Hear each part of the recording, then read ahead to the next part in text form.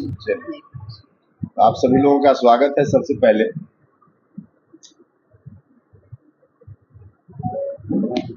देखिए, अभी 3 दिन पहले हमारी पार्टी का शिविर हुआ था वाल्मीकि नगर में। वहाँ कुछ प्रस्ताव पारित किए गए थे।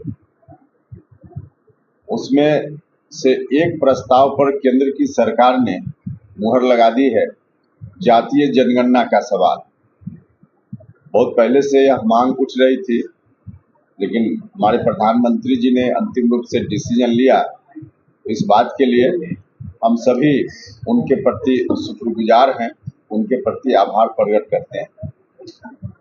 दूसरा विषय एक बहुत ही महत्वपूर्ण है, जो नया विषय है। इस विषय पर भी हमारी पार्टी ने निर्णय लिया और वह विषय है क्षेत्रों के परिसीमन का। क्षेत्र मतलब लोकसभा विधानसभा क्षेत्र के परिसीमन का विषय। बहुत सारे लोगों को जानकारी नहीं होगी कि हमारे संविधान में व्यवस्था है कि प्रत्येक जनगणना के उपरांत, मतलब 10 साल पर जनगणना होती है, तो जनगणना के बाद बढ़ी हुई आबादी के आधार पर क्षेत्रों की संख्या बढ़ती है और फिर उसका विकेंद्रीकरण होता है। संविधान के प्रावधान के अनुकूल 1951 में आज़ादी के आसपास, 61 में, 71 में 3 बार उस समय जो जनगणना हुई, उस समय की आबादी के अनुरूप लोकसभा क्षेत्रों की संख्या बढ़ाई गई, विधानसभा क्षेत्रों की संख्या बढ़ाई गई, न सिर्फ बिहार में बल्कि बाकी राज्यों में। 71 के बाद जब इमरजेंसी का दौर आया, उस समय 76 में संविधान के इस प्रावधान को फ्रीज कर दिया गया, रोक दिया गया। एक अमेंडमेंट ला करके, संशोधन ला करके संविधान में, और कहा गया कि अगले 25 साल तक बढ़ी हुई आबादी के अनुरूप क्षेत्रों की संख्या नहीं बढ़ेगी, परिसीमन नहीं होगा। फिर 25 साल जब पूरा हुआ 2001 में, फिर उसके आगे अगले 25 साल के लिए बढ़ा दिया गया। बीच में एक बार परिसीमन हुआ, उसमें भी संख्या नहीं बढ़ी, सिर्फ मतदाताओं की संख्या के आधार पर क्षेत्रों को संतुलित किया गया। 2001 में जो 25 साल के लिए बढ़ाया गया, अब 2026 में वह समय सीमा समाप्त होने वाली है।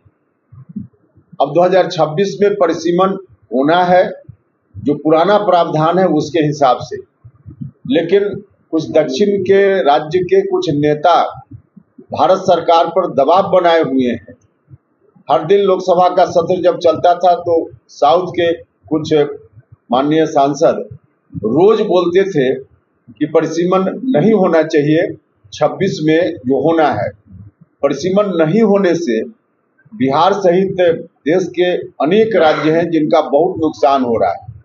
अभी जो आबादी हमारी है, उस आबादी के हिसाब से परिसीमन हो। 2011 में अंतिम बार जनगणना हुई है, उसके आधार पर अगर परिसीमन हो तो 40 की जगह कम से कम 60 लोकसभा क्षेत्रों की संख्या बिहार में होगी। उसी तरह से विधानसभा क्षेत्रों की संख्या बढ़ेगी। तो संख्या नहीं बढ़ने से हमारा बहुत नुकसान है, और नुकसान राज्य का भी है, एक एक व्यक्ति का है। हमारा संविधान कहता है कि एक व्यक्ति, एक वोट, एक मूल्य।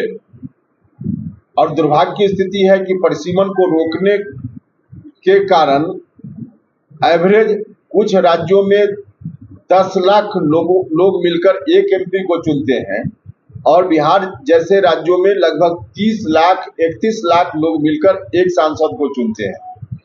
तो इतना बड़ा नुकसान है। हमने फैसला लिया है, हमारी पार्टी ने, कि इस नुकसान को हम लोग रोकेंगे। हम किसी भी सीमा तक जाएंगे और बिहार के इस हिस्सा से बिहार को वंचित जो किया जा रहा है उसको नहीं होने दें। न सिर्फ अरे सब पहले पूरा तो हो जाने दीजिए, मेरी बात पूरी हो जाए फिर सवाल ना। संख्या नहीं बढ़ने से सबको नुकसान है। अनुसूचित जाति, अनुसूचित जनजाति के लोग, जिनकी भी संख्या लोकसभा या विधानसभा में आरक्षित है उनका भी नुकसान है। अगर 40 की जगह लोकसभा क्षेत्रों की संख्या 60 हो जाए तो उस अनुपात में अनुसूचित जाति के क्षेत्रों की संख्या भी स्वाभाविक रूप से बढ़ जाएगी। तो नुकसान उनका भी है, बाकी सबका है और कुल मिला के पूरे बिहार का नुकसान है। और सिर्फ बिहार नहीं, हिंदी बेल्ट का तमाम प्रदेश को नुकसान है। तो बिहार को बड़ा नुकसान है। इसलिए इस नुकसान के खिलाफ हम वातावरण बनाना चाहते हैं ताकि दक्षिण के राज्य जो दबाव बनाए हुए हैं, उन्हीं लोगों ने दबाव बनाकर 1976 में इस व्यवस्था को लागू करा दिया। अब फिर से चाह रहे हैं दक्षिण के राज्य ये हम नहीं होने दें। इसके पीछे उनका है कि हम यह जो बढ़ी हुई आबादी के आधार पर संख्या बढ़ती है, उनके यहाँ संख्या ज्यादा नहीं बढ़ेगी, इसलिए उनको लगता है कि हमारा नुकसान होगा और बिहार जैसे जो दूसरे राज्य हैं उनका लाभ हो जाएगा। इसलिए दक्षिण के राज्य विरोध कर रहे हैं, लेकिन उनका विरोध गलत है, बिहार जैसे राज्यों के खिलाफ है, हमारा अहित हो रहा है। इसलिए हम बिहार के लोग सजग हों, तत्पर हों। इस मकसद से हमने कार्यक्रम भी निर्धारित किया है शिविर में, और कार्यक्रम की शुरुआत हो रही है शाहबाद की धरती से 25 मई को विक्रमगंज में हम शाहबाद क्षेत्र स्तरीय एक बड़ी रैली करेंगे। जो कैंपेन हमारा है परिसीमन वाला, उस कैंपेन का नाम हमने दिया है संवैधानिक अधिकार परिसीमन सुधार। तो 25 मई को पहला कार्यक्रम बिहार में विक्रमगंज रोहतास की धरती पर संवैधानिक अधिकार परिसीमन सुधार महारैली के रूप में कार्यक्रम होगा। दूसरा कार्यक्रम मुजफ्फरपुर में होगा 8 जून को, बाकी और जगह भी करेंगे, लेकिन शुरुआत हम लोग कर रहे हैं 25 मई को यहीं से, विक्रमगंज से। तो यही कार्यक्रम है। हम एक एक जनता तक, एक एक व्यक्ति तक इस बात को पहुंचाना चाहते हैं।